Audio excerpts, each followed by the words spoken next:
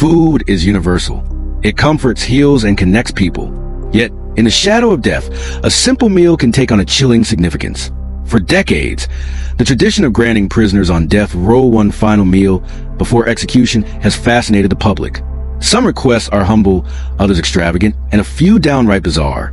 Behind each choice lies a final message, a glimpse into the mind of those who lived and killed outside the boundaries of morality.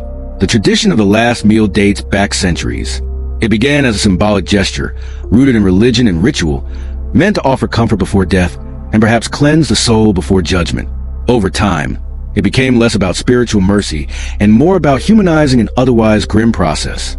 In the United States, the last meal remains one of the most haunting rituals of capital punishment. One of the most infamous examples comes from John Wayne Gacy, the so-called killer clown who murdered 33 young men and boys. For his final request, Gacy asked for a feast of fried chicken, fried shrimp, French fries, and a pound of strawberries. Gacy had once managed Kentucky Fried Chicken restaurants, and perhaps in a twisted way, this was his way of reclaiming a taste of his old life. Hours later, he was executed by lethal injection, his greasy fingerprints still fresh from his indulgence. Then there was Timothy McVeigh, the domestic terrorist behind the Oklahoma City bombing that killed 168 people. His last meal was chilling in its simplicity. 2 pints of mint chocolate chip ice cream.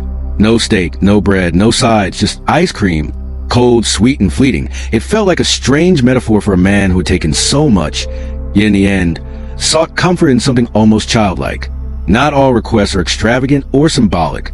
Some condemned prisoners have declined the ritual altogether. Victor Feger, executed in 1963, asked for a single olive with the pit still inside.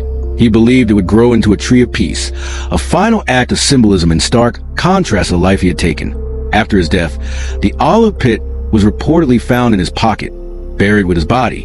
And then there are requests so shocking they almost feel like confessions. Ricky Ray Rector, convicted of murder in Arkansas, asked for steak, fried chicken, and cherry Kool-Aid, but left the pecan pie untouched. When asked why, he calmly said he was saving it for later. The words sent a shiver down the spine of everyone present, a reminder that his mind was already slipping into the void between life and death. Of course, not every state still honors extravagant last meal requests. In 2011, Texas ended the tradition altogether after Lawrence Brewer, a white supremacist convicted of a racially motivated killing, ordered a massive spread: 2 chicken fried steaks, a triple bacon cheeseburger, fried okra, 3 fajitas, a meat lover's pizza, ice cream, and peanut butter fudge. When the food arrived, Brewer refused to eat a single bite. For Texas lawmakers, it was a final straw. Since then, condemned